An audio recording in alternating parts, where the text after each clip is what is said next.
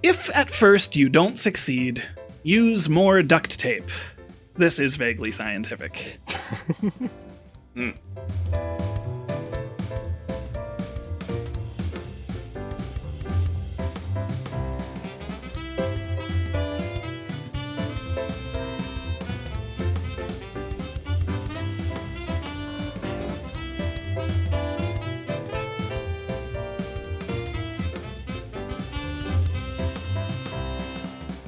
Thanks for tuning in. I am Legend, wait for it, Derek. Legend Derek. I like that.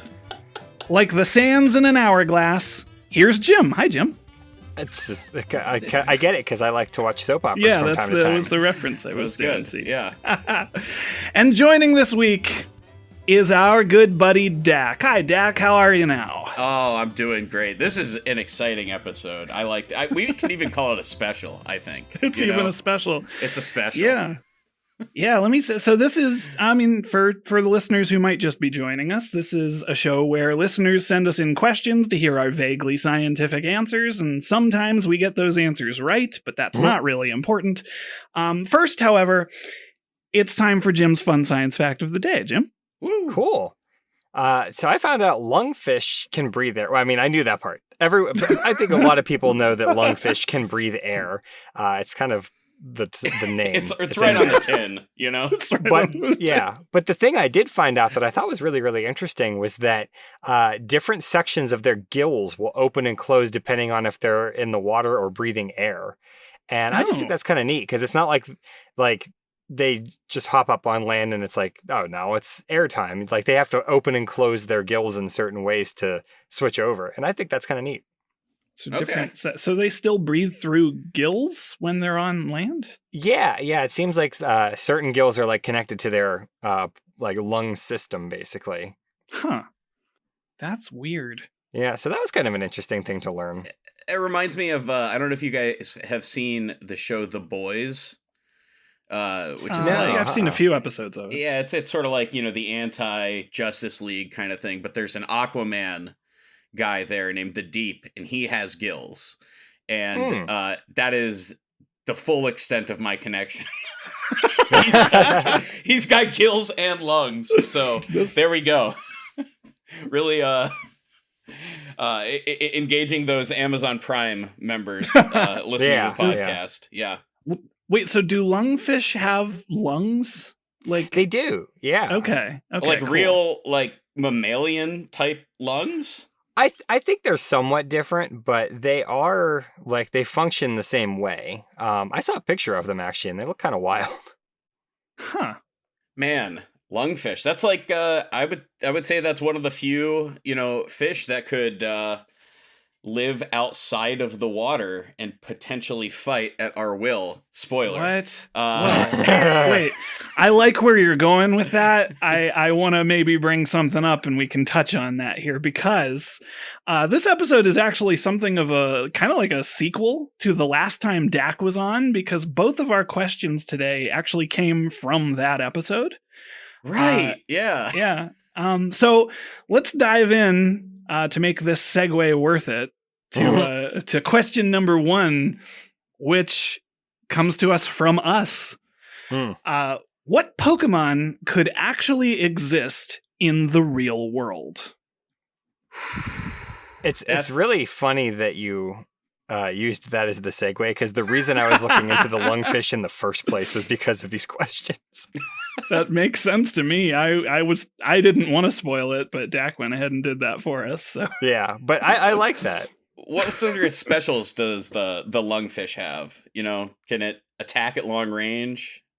Can I say that I have a list of normal type Pokemon here, and those aren't the only ones that I was going to list, but like the two, I'll list 2, Pidgey and Rattata. They're like normal. It's a bird and a rat. Right. But I take issue, and I just thought of this just now, that every single fish Pokemon is not also normal. It gets to be water type.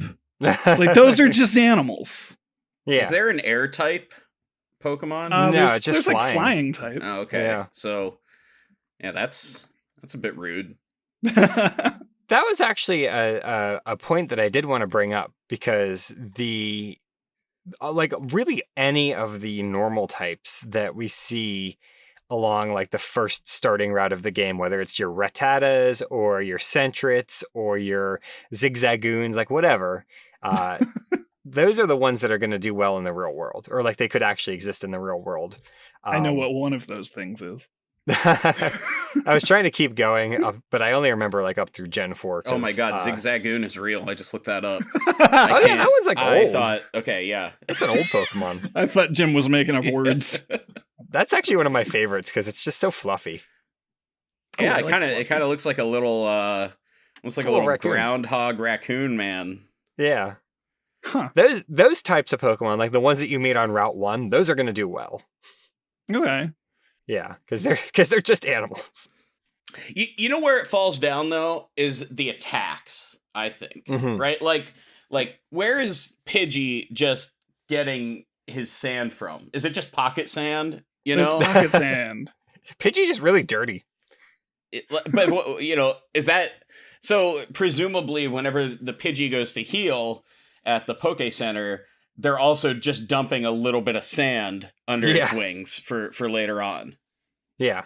Well, they don't bathe your Pokemon at the Pokemon Center. They don't want. Is that true? I don't know. I don't know, because you could put like a Grimer in a Pokemon Center, and you can't bathe a Grimer because then you just don't have a Grimer anymore. Yeah, that's true. Yeah. There's a great question. What Pokemon does Grimer evolve into after you give it a bath? That's like an alternate evolution. Yeah. Maybe it just becomes a Ditto.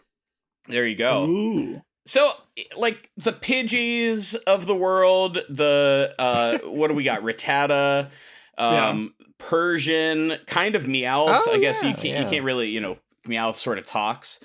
Just that one. I guess sort of the normal Eevee, kind of. Tauros. Oh, yeah. Tauros is just a freaking bull. Yeah, it's just I thought bull, of Tauros. Right? Yeah, yeah. I went beyond the normal types because I think it's a poison type, but I looked at Ekans. Oh, yeah. Which is just a snake, right? So it's not just normal Pokemon. And then, of course, the fish type, which we touched on, are water types usually. Yeah, I mean, and if you look at, like, a lot of the poison types that are, or bugs even, like, because the one that I started thinking about was, what's the first one called? Venipede. Venipede is like a little bug poison little creature from, I think, Gen 5. But something like that would be, until it evolves, because I think it ends up being like 7 feet long or something ridiculous like that. Right. Oh, I was thinking of Venonat. Oh, Venonat. One of the places where this kind of falls apart a little bit is that a lot of Pokemon are way bigger than we think they are.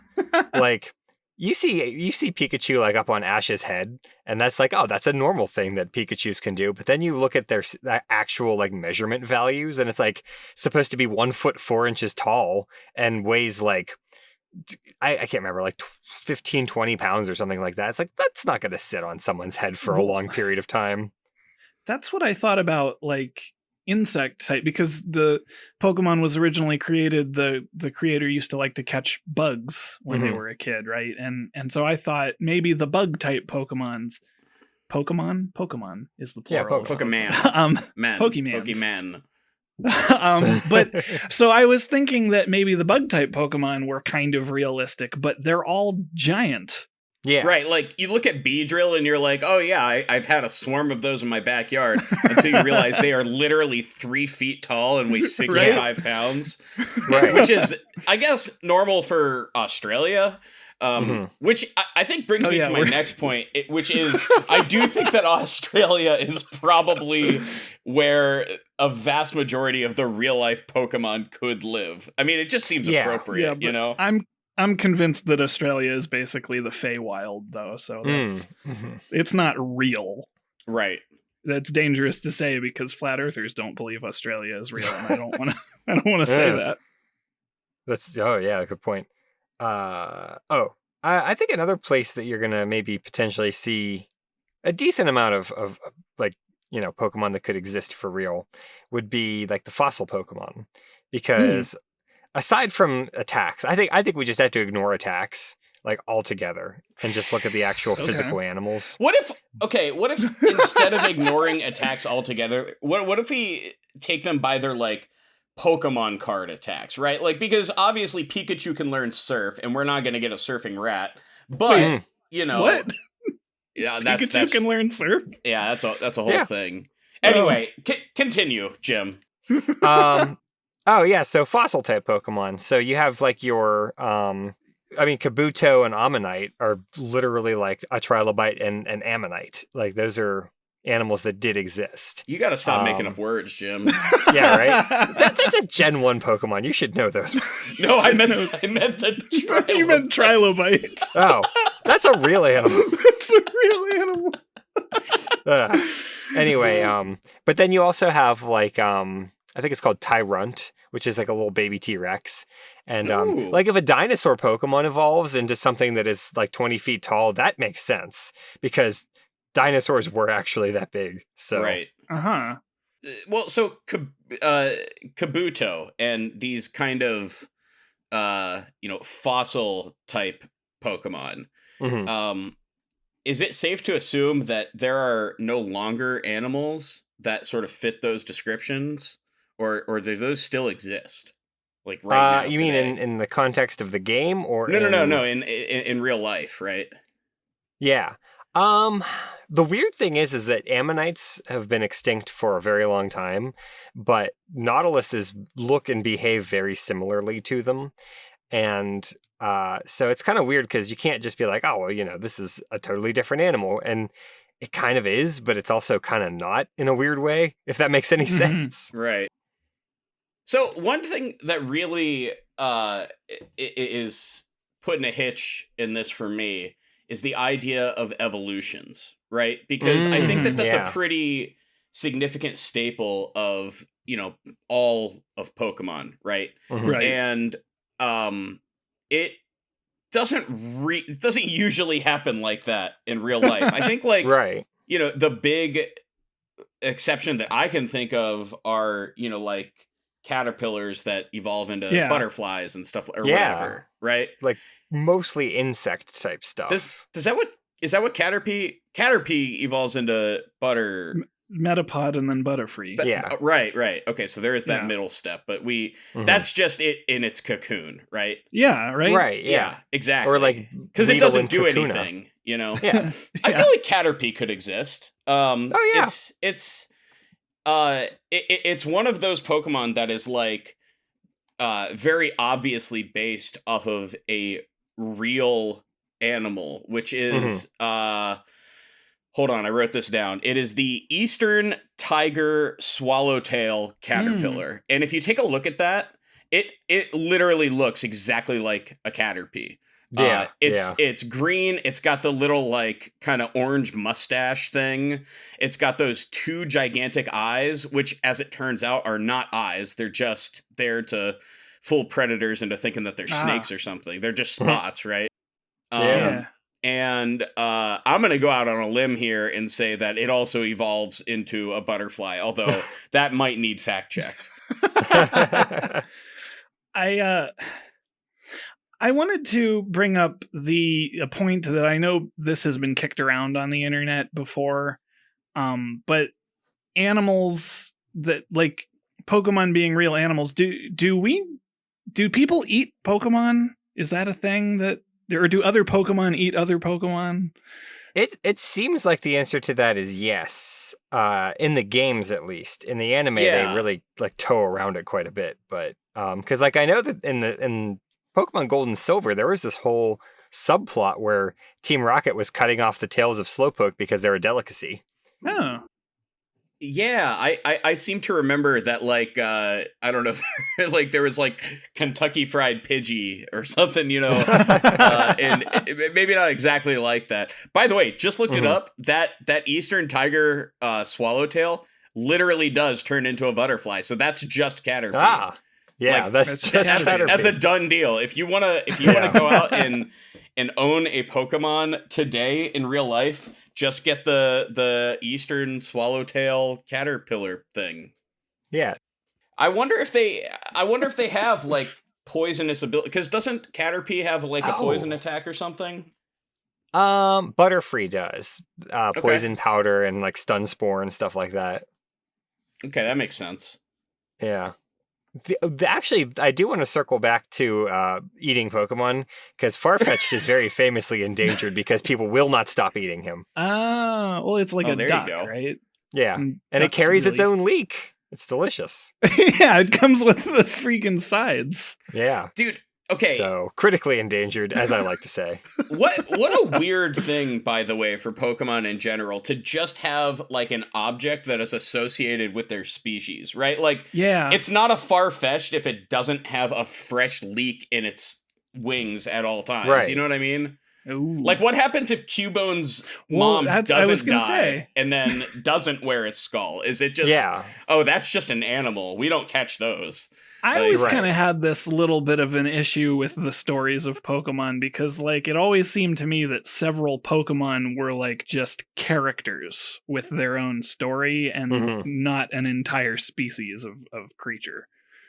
Well, the thing that really makes it weird is that like once you've introduced breeding to Pokemon, then like stuff like the Cubone doesn't make any sense, because you can breed a Cubone and the mom still exists. You just have like a little bucket of skulls. You're like, all right, here it is. It's like a hermit crab, you know? I could see that. Maybe it's like the bald eagle that they 3D printed a new beak for it because its beak got damaged somehow. Oh, and, right, yeah. Yeah, so maybe they like 3D print Cubone skulls. Interesting. That's a brand new sentence.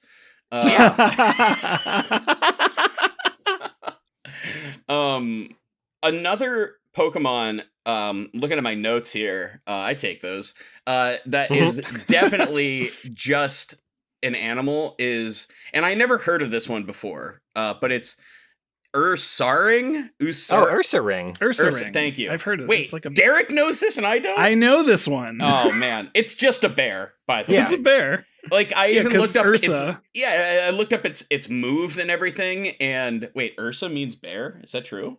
Yeah, it's like the constellation Ursa Minor, Ursa Major. Oh my god, I never put that together. So what's up with Ursula in The Little Mermaid? I think that's just a name. Don't know if that's connected. Yeah. That's a we'll do that next episode. But yeah, I mean, I looked up its moves and it's literally just like, the people's elbow and claw attack or whatever it is, right? It's just these normal fighting kind of things. And I'm like, well, there's nothing really science fiction-y about that. That one could just exist. In fact, it's a lot like what are they called? I think it's like the sun bear and the moon bear. I think they there is a sun bear, yeah. Yeah, they're like Southeast Asian bears, and they even have sort of like a chest emblem, kind of like the Ursula Pokemon, whatever it's called, and Ursaring, yeah, right.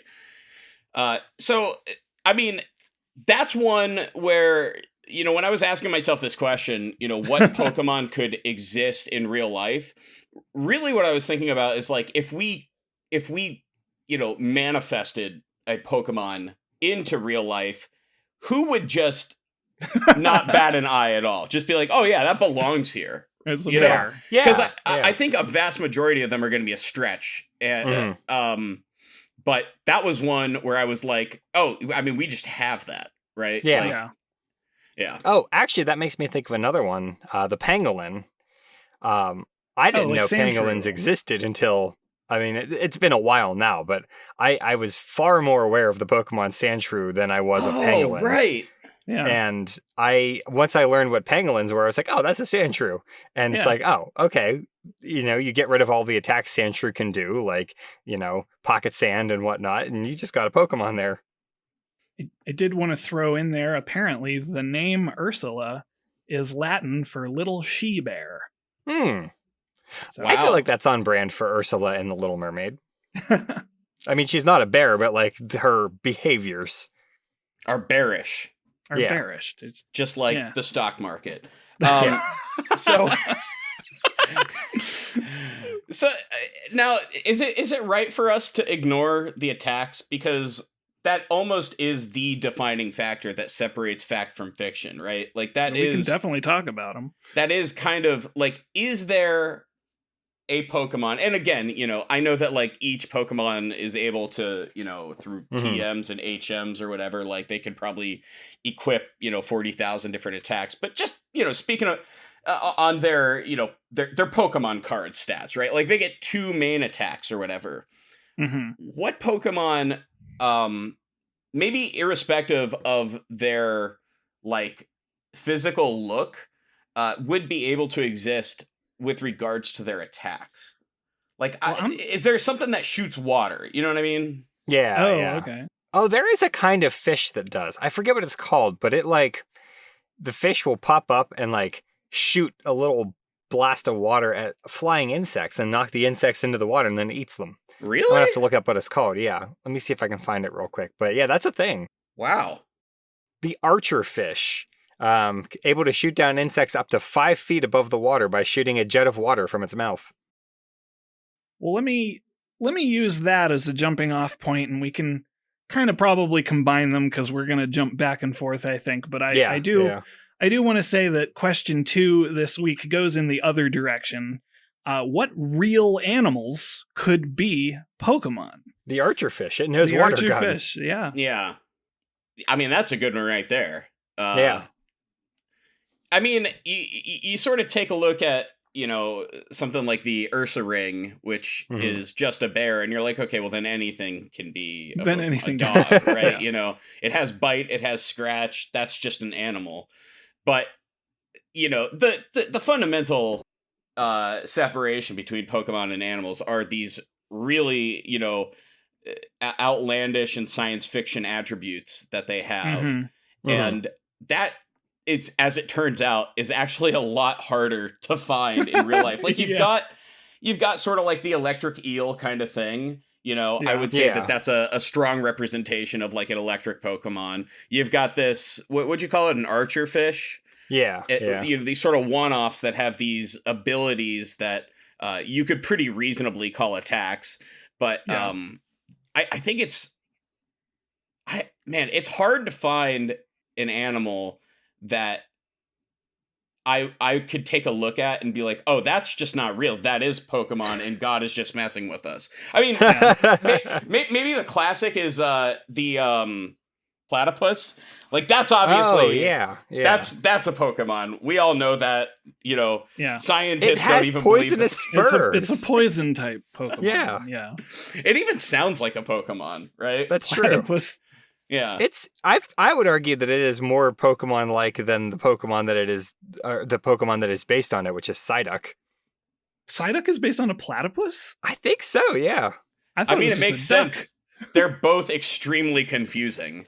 I think that's why that's like the basis for it, is that it just doesn't make any sense. It just is okay. I just thought it was a duck, and I moved on from there. Okay, the first one that came to my mind, and I think I might have mentioned this last time we talked about it, but I wanted to bring it up again anyway, was the skunk. Because that's good. And there is a Pokemon that is based on the skunk. I forget what it's called. I think that's Stunky. Stunky or something. But I was thinking from there, because it doesn't really have a superpower. It just emits an odor, right? But right. I was thinking skunks are kind of like iconic for that. And then I kind of looked at what are some animals that, even though other animals can do what they do, like they're kind of famous for this ability. And so I looked at like chameleons. Like other animals can change color, but chameleon, that's the first thing you think of when you think of a color changing animal. It's almost like, what are the animals that are basically magic to us? Yeah. Like along that line, what is the type of octopus that can just completely change its texture, color, and just blend right in? Like that is borderline invisibility. Yeah. It might just be all octo. Well, I know cuttlefish are really, really adept at mimicking texture.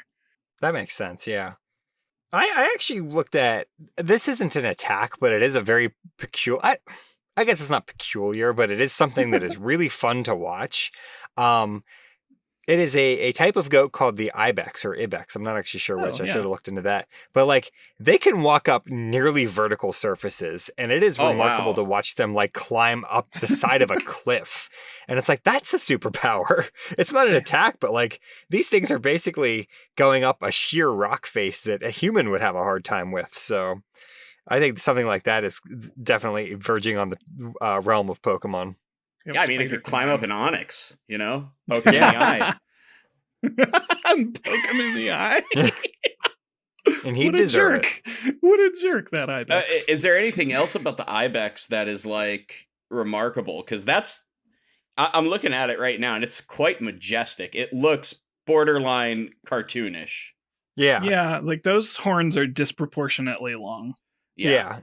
And that's the thing, is that there's not a whole lot that's, like, super duper special about it in like a Pokemon-esque sense, but the fact that it can do that is just so different than a lot of other animals. Like the way that it walks up the side of a hill, as opposed to like, you know, a lot of animals can climb or anything like that, but this thing can just sort of walk up the side of a hill. It's kind of remarkable. Yeah.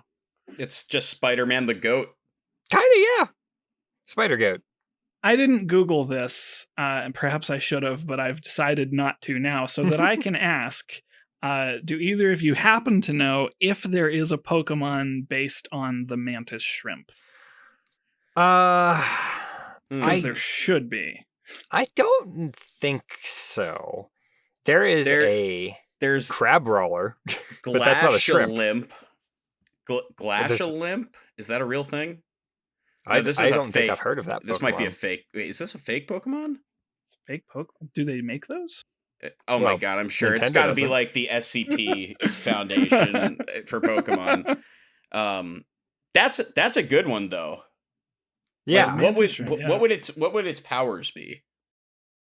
Well, it's got like Super Punch or whatever. Yeah. Mega Punch is the first thing that I can think of. What would be I don't know attacks as well as I know like actual individual Pokemon species. Something that's like, you know, hotter than the surface of the sun. Well, then fire, flamethrower, I don't know. There's Fire Punch. There we go. Oh, is that a thing? That makes sense. Yeah. Yeah, there's Fire Punch, Ice Punch, and Thunder Punch. Well, that's too many punches. I'd say based off of design alone, the mantis shrimp would make it in, you know? Mm-hmm. That's just like, you know, someone had a bug farm, dropped acid, and was like, "Oh, yep, that's it. That's the thing." Yeah. Yep, That's the one.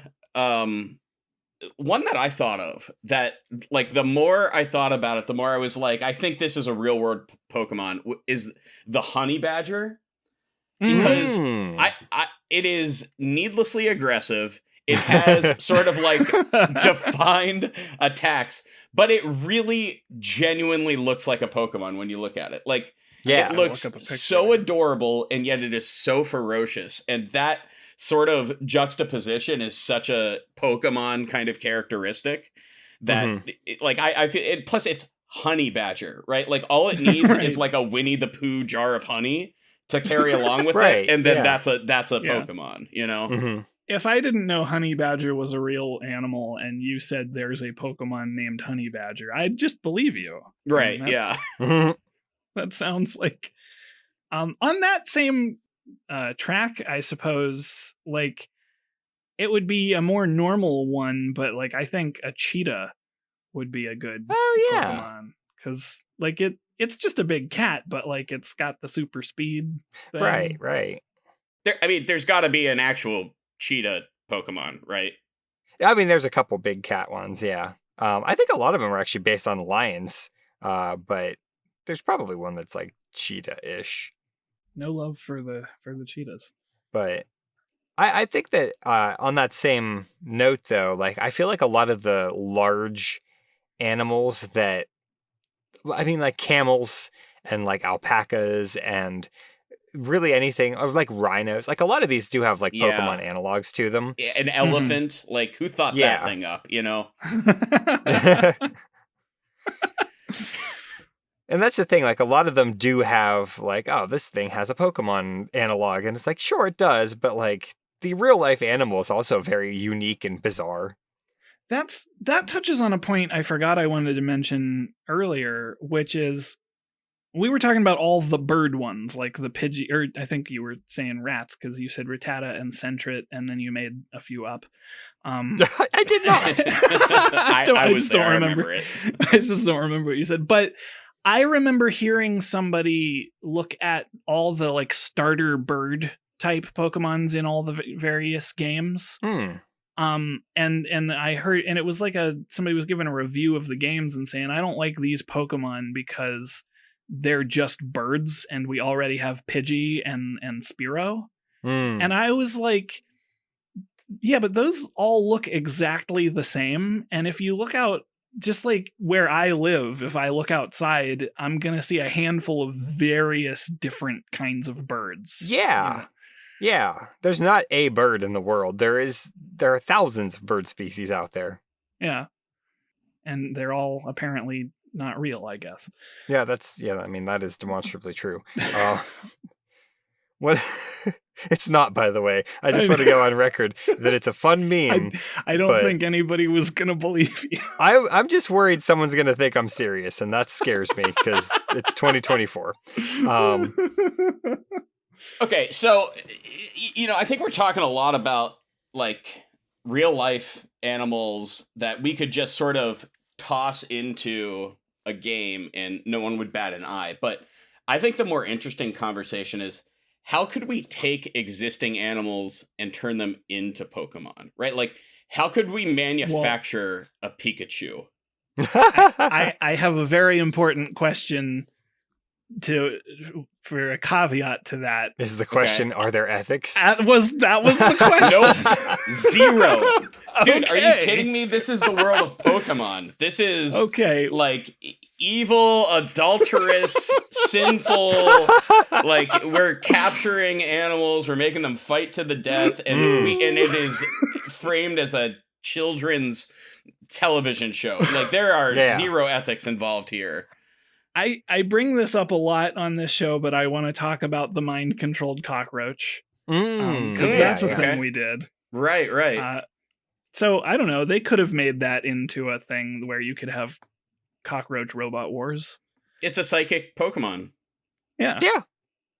Psychic, steel, or electric or something. I don't know. I'm so glad you mentioned that, by the way, because I was genuinely thinking to myself, like, what if we just made Robot Wars, except instead of fully realized robots, there was some sort of biological being, like some Akira just blob of something on the inside that made it, in some way alive, right? I feel like there are Pokemon that are like that, and I can't name any off the top of my head, but there are some very strange new Pokemon that I think might just be like a rock body with like a brain, or I can't even know. And the other thing is, there are also all those new ones from Scarlet and Violet that are just like futuristic machine versions of the Pokemon that already exist. Right, like what's the classic what is it, Magnemite? Oh, Magnemite, yeah. Right, like I always wondered, is that sentient? Is that something that nature created? Is that something that humans created? Like, it's so weird because like sometimes the Pokedex entries are like, hey, when humans moved into this area, suddenly they started seeing Magnemites, or like it's sort of like implied that they spontaneously started to exist because human technology hit a point. It's very strange. I don't know if Magnemite is like that specifically, but I swear I've seen Pokedex entries like that. I mean, that to me screams like sort of a like a Dr. Mephisto from like South Park, like just some secret scientist in some lab who is just churning these things out, like putting them in the ecosystem, Yeah. Isn't that Mewtwo? that was like a genetically altered Oh yeah. thing? Yeah. Well, that was made on purpose. Yeah. Yeah, I mean, maybe a lot of them were, and that's just the only one that we caught, you know? Hmm. But I think that there's got to be some type of Pokemon that has, some form of like bionics, attached to them that helps give them their powers, right? Genesect. Genesect. Yeah, that's the Mewtwo version, not Mewtwo version, but like the final Pokemon, like Mewtwo was the final Pokemon in Gen 7, I want to say. Uh-huh. Oh, this is just a dude with a cannon duct taped to his back. Yeah. That looks like a Gundam. Yeah, kind of. That's a Gundam. That's a Gundam.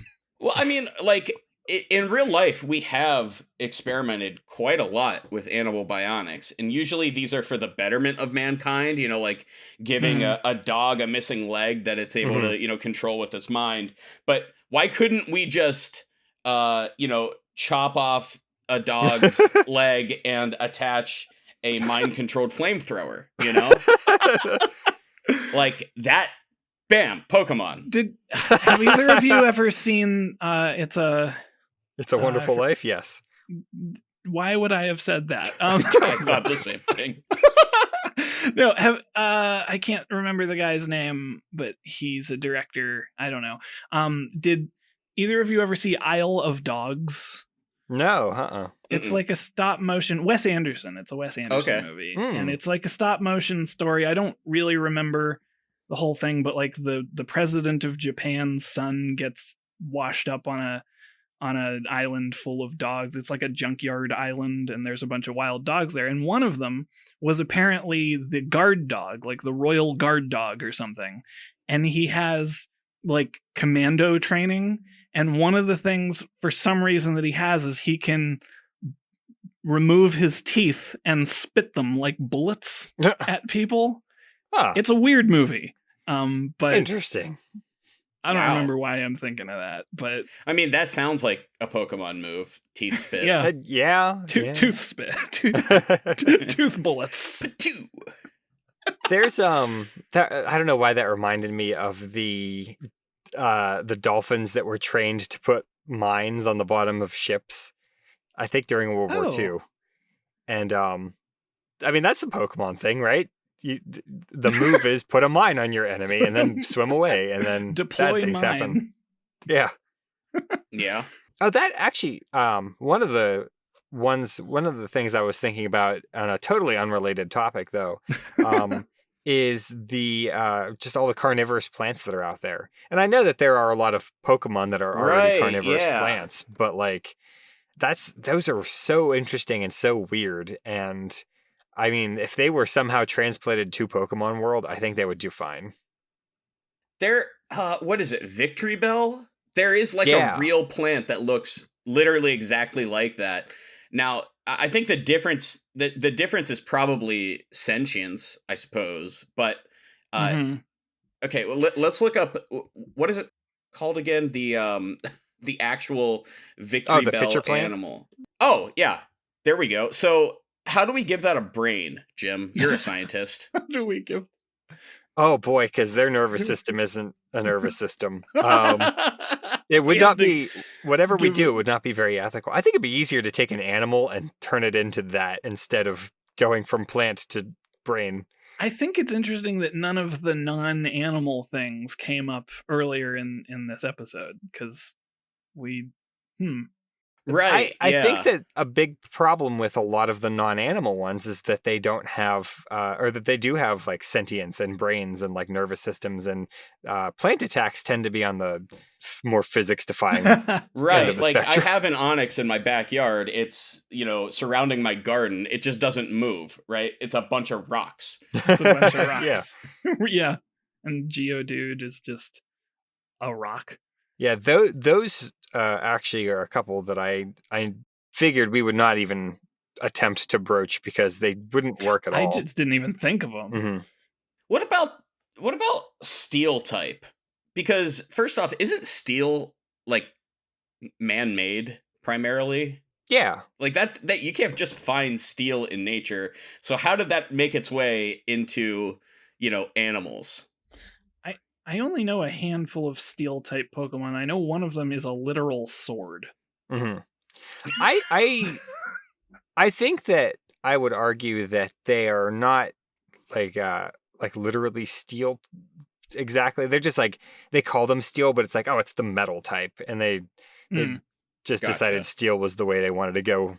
But yeah, I mean, they are frequently things like swords and like different machines and stuff like that. So it's kind of a weird situation. Right. Well, there's certainly a lot of animals out there that are like incredibly deadly, right? Whether or not it's due to their sheer force or, their venom and toxicity. And, Yeah. like a box jellyfish, right? Like that to me is like, okay, that is almost a Pokemon. I suppose we can't really, control it, and it probably doesn't do great outside of water, but what are some other kind of characteristics of Pokemon that are really unexpected in nature but possibly exist? Like, is there an animal that produces fire? Well, there's we talked about the bombardier beetle is the closest we could get. Oh, Right. yeah. What is that shoots boiling water, or is it a different chemical? Well, it's a chemical reaction that produces boiling water, because it's something with hydrogen peroxide. And That makes sense. yeah. So here's a trait that like is something that is true of Pokemon, and we do see it in more animals than we expect to, because you'll see it on the news. They'll do segments about this type of thing all the time in the feel good section. Is that many animals are capable of forming bonds with humans. Mm. Oh, okay. So like that's kind of the biggest thing about Pokemon, is that it's your friendship, your bond with your Pokemon is the theme, and then it teaches you to absolutely get rid of the weak ones and only keep the strong ones. So It's really there's not a lot of love in the world of Pokemon. Yeah, I mean, I guess the Bombardier Beetle, that's kind of a that one has Pokemon-esque sort of thing, right? I'd be really interested in hearing like what some of the listeners like. This is one of those call to email type of things. Like I want to hear what other people, because this has to be a topic of conversation that has come up many a lunch table in high school, right? Like what animals are basically Pokemon? There's got to be so many more, right? We've got some really weird animals too. Like what's that giant bird that is basically a dinosaur that like has the power the cassowary. The cassowary? Yeah, like dude, that's a Pokemon. Are you kidding me? It's like it's blue. It can cave your chest in. It probably breathes fire. I don't know. Ask David. No one's lived long enough to find out. You can't prove it. It doesn't. Yeah, anyone who tried to prove died. Yeah, exactly. Yeah.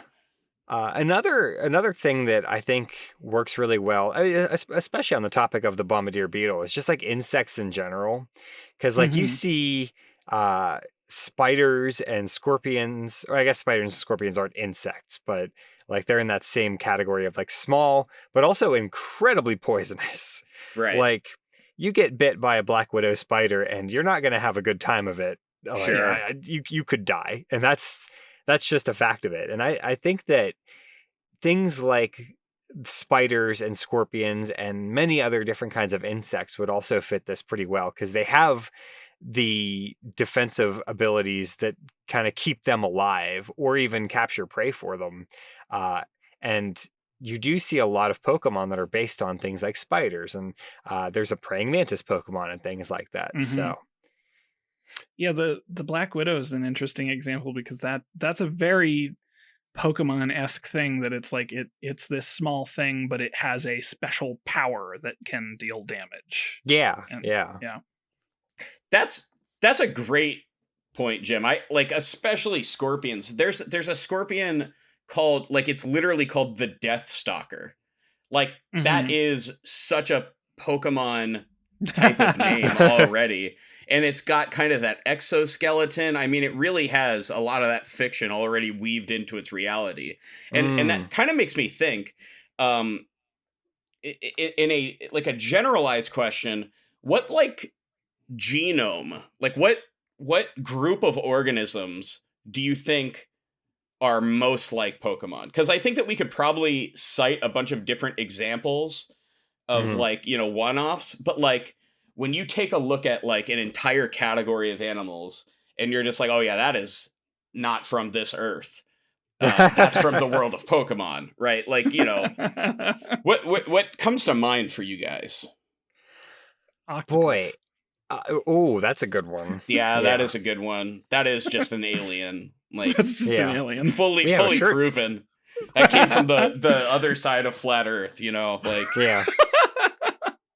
I was actually almost immediately going to say like insects or arthropods or something like that. Yeah. Because a lot of those are just so strange, and a lot of them, their body plans are so unique. Like, sure, there are many different kinds of beetles, but they come in all different shapes and sizes. Like a ladybug and a lightning bug are pretty, well, they're not like tremendously closely related, but they're both like in that beetle subcategory, but they look completely different and do completely different things.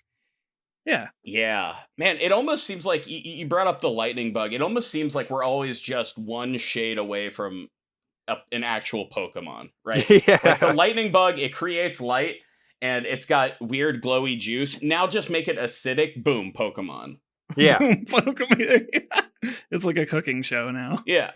Yeah. You just gotta have a dash of imagination. Just let it evolve for another million years and that's it, you know?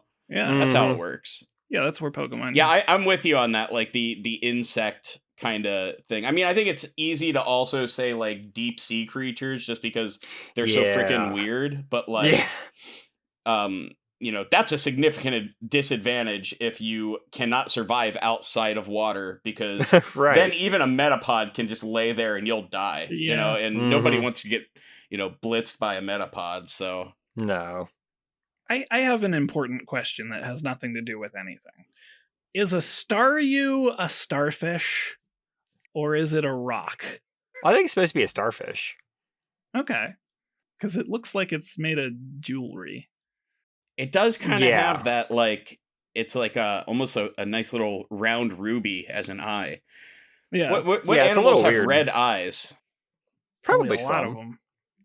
I guess like a lot of like albino types of kind of true animals. Yeah, so it's just an albino starfish. Done. Science. It's just an albino starfish. There we go. Yeah.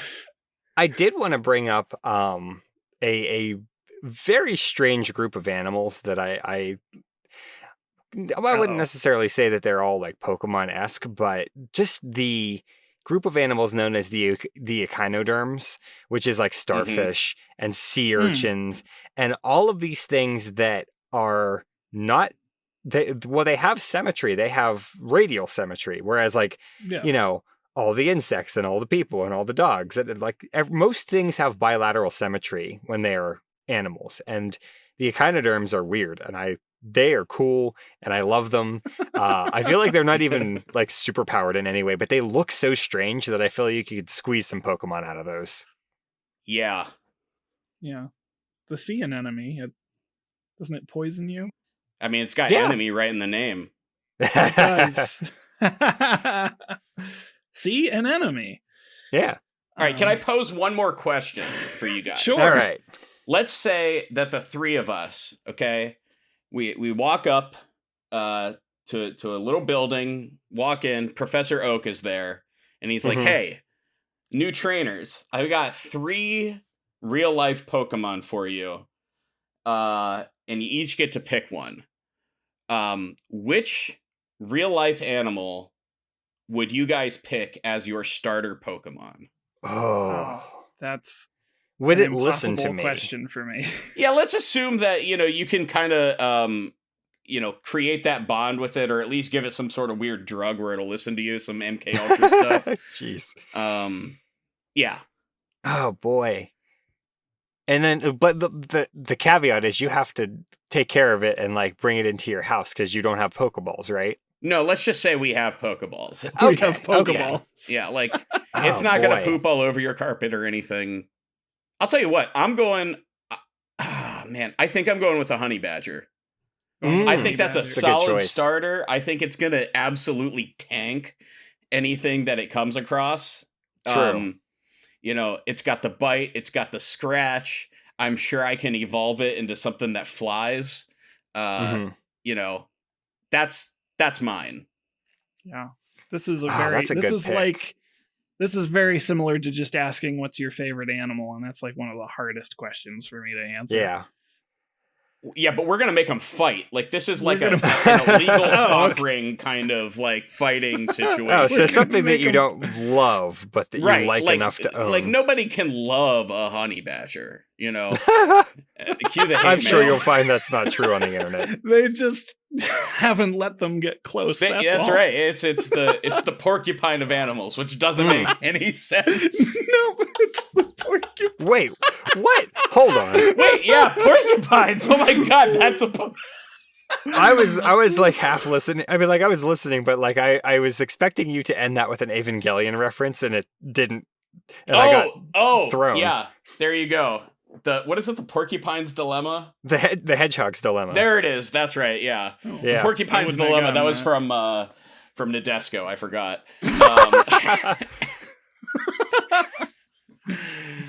All right. What do you think, Derek? What would you take? What's gonna beat my honey badger? What's gonna beat your honey badger? His name's Dom, by the way. Dom. Oh, Yeah, Domothy. Okay. Domothy. Domothy. Katamari Domothy. There you go. Yeah. I'm gonna go with maybe a rhino. Ooh. Oh, I think. okay. All right. That's a Well, here's the thing though. Actually, I'm gonna change that because rhinos are actually pretty docile. They're only aggressive because they have very poor eyesight. I'm gonna change my answer to a hippopotamus, A hippo. Mm. which is the most terrifying animal ever. I've got some words for Professor Oak here. Just keeping hippos back there, but all right, that's fair. You said any animal. All right, a rhino with glasses. That's your pick. Jim, what do you Rhino got? I feel like I want something that I can enjoy and sort of like hang out with. I don't necessarily care about the fighting aspect of it, although it can defend itself. I kind of think a honeybee. Ooh. Oh, I just think that would be a fun thing to like to have a honeybee that doesn't want to like hurt you and sting you and kill you. It seems like a fun time. and it's like 1.5 feet long too. Okay, even better. You can like hold Yeah, it you like cuddle it. Yeah. yeah, like one of those what were those pillows called that like folded in half and they became like a little plushie? Honeybee pillows. Honeybee. All right. Yeah. Sure. Foldy pals. There you go. Oh, what were those Trademark. called? Yeah, we got to get those in the shop. Available soon in the Vaguely Scientific shop. Perfect. All right. Yeah. Well, we've got bee against badger against hippo. You couldn't have thought of a bee named animal, Derek, for the alliteration. I went second, okay? The That's trend fair. had not been established. I want a 1 foot long honeybee. That would be soft and very cute. It reminds me of that Mario Galaxy boss, whatever her Queen Bee or whatever. Oh yeah. Yeah. It turns out I think everything is actually just a Pokemon, including her. Everything. What's the Yeah. most human-like Pokemon? I know that I'm really going on a tangent here, but there's got to be, because obviously Jinx? humans are. Oh yeah, Jinx. Like humans Mr. are Mime. the ultimate animal. You know, Oh yeah, Mr. Mime. Monchan, That's a good one. Mr. Mime. Yeah. There's too many humanoid Pokemon. Yeah. Honestly, like I don't Yeah. like the humanoid ones. They're like, they're weird. I mean, I don't even find them like weird or like unpleasant in any way. It's just kind of like, it's just a person. I think I'm just generally scared of clowns, and they're usually all clowns. Oh, They all yeah, look yeah. like clowns. Cool. Well, I think my honey badger is gonna steal all of Jim's bee honey and then crawl into the hippo's giant ears. Okay. No, they have tiny ears. They have small ears. What am I thinking of? Well, They're- anyway. I don't know. Yeah. It's Actually- going to crawl into the ears regardless because a honey badger is really good at tunneling. So Yeah, that is a very good point. it's just going to dig its way into the skull of this hippo. and then wear it like a Cubone. Yeah. I think I'm gonna derail this madness and take us out No, of the you're going to episode. derail it.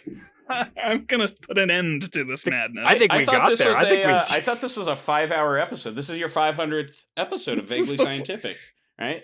It's not quite. We can do No. a 5-hour episode later. That's the like once we stop recording, that's what the 5-hour episode is, because we're just gonna keep talking about Pokemon for the We're rest just of the gonna night. keep Yeah. talking. Yeah. All of our Yeah. best material never gets recorded. Nope. Perhaps rightly so. All right. Well, I want to know from the listeners. I mean, it's pretty straightforward here. What animal is your starter Pokemon? It's a good And one. if you have thoughts on that or anything else that we talked about today, you can email us at feedback@vaguelyscientific, or you can comment on our blog, or you can like us on Facebook, or you can tweet on the Xing thing with the at vaguelysci. I don't know social media. Hey, You Jim. can tweet at a train crossing. Yeah, go ahead. Let's just all meet there. Don't do that. I don't want to be liable for that. Hey, Jim, where do we get all these wacky questions? We get them from you, the listener, and apparently occasionally ourselves sometimes, but not usually. This is a rarity. Yeah. But you in the audience, if you have a question that needs to be answered in a vaguely scientific manner, you can email us at questions@vaguelyscientific.com. If you want to get our episodes the minute that they're released, you can subscribe to our podcast on Apple Podcasts, Spotify, and all the other great places that cool podcasts like to hang out. And subscribing and leaving feedback really helps us out, and so does telling your friends. Yeah, and tell your friends to that we talked about Pokemon, and those are always popular episodes. Yeah. Our That's vaguely true. musical intro is composed by Anthony Pizzelli. And don't forget to check out our merch store over at vaguelyscientific.threadless.com. We talked about the fact that there aren't that many ethics, but there are ethics probably, and you can get that on a shirt or a mug or That's whatever true. you want to. That's a good one. So thank you to Dak for being our guest this week. Thanks for having me. This was a fun one. This was fun. For Vaguely Scientific, I am Derek. I'm Jim. I'm Dak, And no animals were harmed in the recording of this podcast. but Pokemon definitely were. All day. All day. Yeah, that's what they're there for. Toodaloo, everyone.